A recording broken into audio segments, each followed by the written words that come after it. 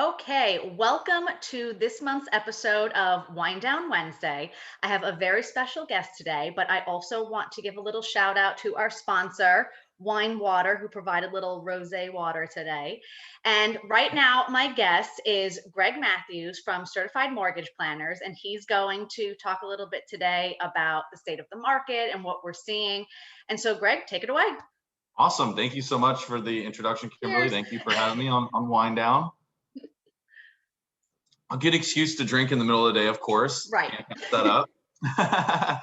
So yeah, the market has been crazy, obviously, dating back to like literally a year ago.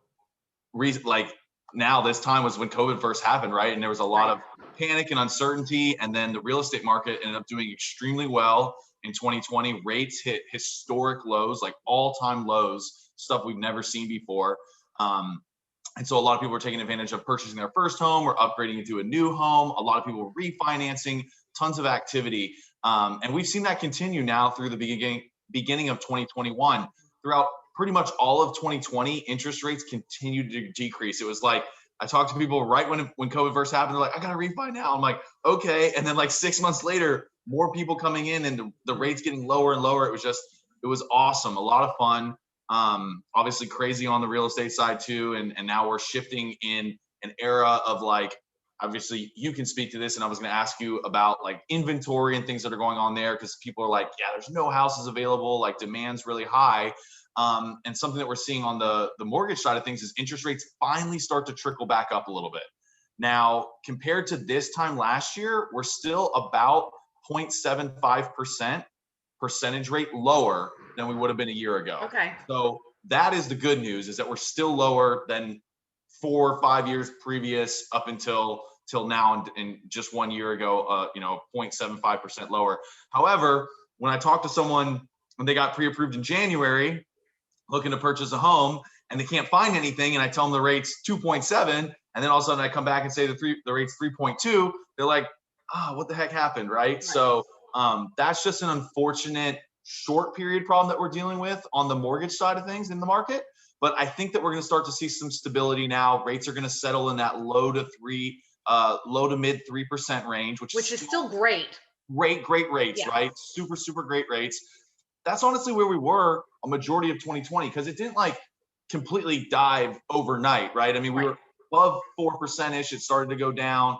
People started talking about, oh, rates are so low. And then they just kept going. But throughout, I would say probably in like May, June, rates were around this point. They were trending down, but they were still around where we are now. It's just finally we bounced back up. When you trend down for so long, as soon as that initial bounce back up happens, people get a little bit antsy about that. But we're starting to stabilize now finally. And, I think things look strong for 2021, but hopefully this helps a little bit with the demand. Maybe less people will be in the market. What are you seeing on the inventory side of things? So we're still seeing a ton of buyers, obviously, but little by little, we're starting to get some more inventory. So I think things are going to start getting a little better for all those buyers out there. But again, I think the point to drive home that we've been driving home for the past years, interest rates are still very, very low. So take advantage of that, and get with someone like Greg, get with someone like myself, and make sure that you're getting pre-approved before you even start looking, so that we can put you in a good position to be ready to buy. Right. That's one thing that I always say with people, Kimberly, is like, it's never too early. Sometimes it's too late, especially in a competitive market, right? Like if we're starting the process, we're having initial conversations about, getting pre-approved and stuff, but you're really like in the market starting to look at homes, but you don't have that full pre-approval. We haven't done the application, pulled credit, reviewed all your documents, then you're going out and you're competing with people that have done that. And when you're trying to put in an offer, it's not, I mean, you would, as a real estate agent, you would never even put an offer without a pre-approval, right? I mean, in this kind of market, there's no reason to. No.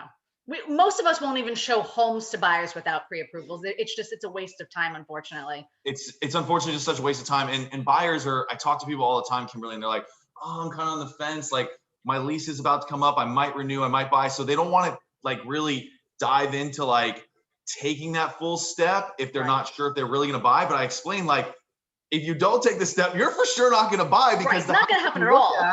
Is not going to be available. Even if you find a real estate agent that will show you that house, you're not pre-approved, it's going to be on the market for a day or two and then it's gone. I mean, anything priced right anything turnkey like that. I mean, I'm seeing so many people post like multiple offer situation, first 24 hours. I'm like, how did you even get 8 people in your house in 24, Right. like 8 showings in 24 hours, as well as Yep. 8 offers? And now with COVID, you're seeing a lot. Are you seeing some offers like sight unseen? Like people are just like, buy it, like Oh, yeah. Well, make and the offer. especially because I work mainly with relocation, people aren't even trying to travel at this point. They're like, listen, go do the virtual tour. We'll come back to you with an offer for it. I mean, it's just the way that it is now. Right. And how do you think that plays in, say, 3 or 5 years in real estate? How does that play out, that new shift with, I mean, not only is technology getting so much better and it's easier to do that, but obviously COVID has been Mhm. a large factor on that, right? I think the virtual world that we're living in now is going to continue, and I think it's going to help everyone involved. I mean, I think that in the past, that was always the biggest struggle for relocation buyers was trying to plan out that welcome trip where they were going to kind of orientate themselves with what's available. And so now, luckily, I had already started before COVID doing these Okay. virtual tours, and now it's just a seamless transition. So I think that overall, this is going to be the trend for years to come.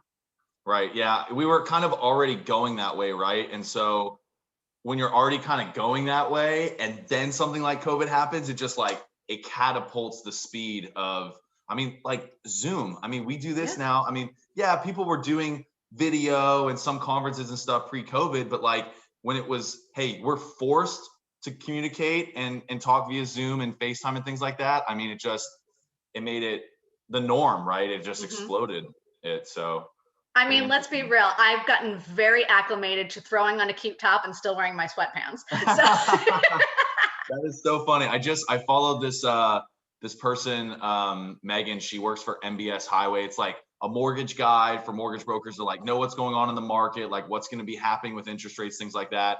And I follow her on Instagram, and I saw her morning update where like they do like one person will speak, then they'll go to another person, then they'll go to her. And she had her dress on, and so like from the chest up, you could see like she had a dress on, and yeah, she looked professional, ready to go. And then you go on her Instagram an hour later, and she's like, does anybody else's work from home look like this? And she's got her dress on, and then she shows her shoes, and she's got like all socks the and time. slippers on, and the Oh whole yeah, thing. the It was just slippers are funny. the best when I'm super professional and made up and I've got like my corgi slippers on. Yeah, that's the best. Yeah, I've done that a few times as well. Just kind of sitting here casually, just t-shirt on, gym shorts, whatever, Yep. sandals. But I mean, like, It who doesn't cares? As long as you matter. don't have to stand up and walk around, you're good. But don't forget when you stand up Oh and yeah, walk around. There's been some funny bloopers with Zoom I though, have like seen different. them. Yeah, some people like standing up and they're in their underwear and Bad. not knowing that they're on mute and I mean, just I know. goofy stuff. So, really quick, why don't you talk a little bit about how what we're seeing now is very different than what we were seeing back when the market crashed in 2008? Because that's something that gets asked to me a lot is, well, when's the bubble going to burst? And, I'll wait until all the foreclosures hit the Yeah, you market. hear that a lot. Oh yeah, Yeah. you're just waiting for those to happen, huh? It's crazy because obviously the market's been up year over year. It continues to go up, and people are, we forget pretty quickly about that when we're getting out of, a recession or the housing Mhm. crisis. But then once you have so much growth, then people get a little bit eerie of that growth. It's just a weird I know. psychological thing that people, because we all know like what goes up must come down, right? Like things do have corrections. Like that is so natural. But what happened in 08, 09 was literally like once in a century kind of stuff, right? Like if you look at all of the recessions in American history, aside from the Great Depression and the 2008, 2009 housing and financial crisis, aside from those two times, even in recessionary periods where like say the stock market and economy pulled back a little bit, housing was strong. I Mhm. mean, American wealth is built in home equity. Oh, I forget the exact number, but it's 54%, Yeah. 65%, some number like over 50% of Americans' wealth is in their house. That's including retirement, checking Mhm. savings, all, I mean, stocks, bonds, everything. Everyone's got their equity, their wealth in their house. So that is really the strong point of the economy. And one of the biggest things on the mortgage side that we talk about a lot. So I got in the mortgage business in 2016. I didn't really feel the full wrath of 2008, 2009, but Right. a lot of people in my company did. including my vice president of sales. And one thing that he says is he's like 2008, 2009, man, like I saw the writing on the wall because in 06, 07, they were giving loans to anyone with a pulse. Everyone jokes and says that, like, come in, sign your name on a piece of paper, state your income, here's a loan, right? And they were bad loans. They were subprime loans. They were adjustable rates where the payment's $1,500 for 3 years and then it jumps up to $2,500, like really bad loans. Now what we're doing is 90% of the marketplace is 30-year fixed. All loans are income and asset verified. We have very few non-QM, non-qualified mortgage loans that people take advantage of, but those are large down payment. You can't get in a house with 5% down if you're not qualifying on income and assets, right? So, and credit. So they're not doing like no credit loans anymore, stated income. So we are verifying that people can truly afford their homes. A lot of people say foreclosures coming.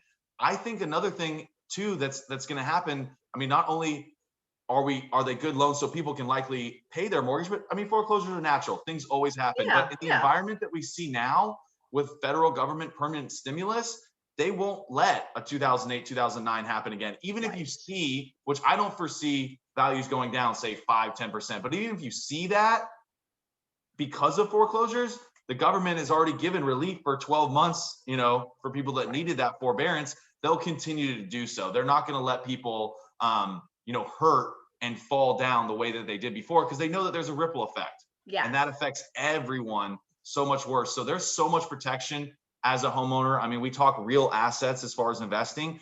Real estate is a real asset. You invest in, you know, like a stock or a cryptocurrency. Like, what is it really? You don't even know what it is. Like, real estate is like physical. It's like wood, metal, a roof. Like, tangible item. These things have value. There's tangible value there. So yeah, real estate is still a great investment, and the market is very, very different than it was, you know, when that crisis happened in 08, 09. And at the end of the day, it's always better to be putting money into your equity than paying your landlord. 100%, 100%. I mean, I talked to a first-time home buyer a few weeks ago, and he's like, yeah, man, I did the math on it. And he's like, if I extend my lease now at $1,800 a month, I'm going to spend $14,000 over the next year. He's like, it's crazy. You know, it's nuts. And he's like trying to like make the down payment happen. But he's like, man, I got to find a way to do this, because the down payment's only 10,000. I'm either going to be putting 10,000 towards building my equity, or over the next 12 months, spending 14,000 on nothing. Right. Exactly. And that's the value add of real estate as well, especially as a primary residence for an investment. You got to live somewhere, right? You got to have shelter. Right. Why not invest in the place in which you're going to lay your head on the pillow every night? So I agree. Yeah, no, it's awesome. Thank you so much for doing this. Cheers. Absolutely. I will obviously post your contact information down at the bottom. So if anybody has any questions or is looking to purchase a home or investment property and needs that pre-approval, Greg's your guy. And we will see you next time. Happy Wind Down Wednesday. Thanks, Kimberly. Cheers.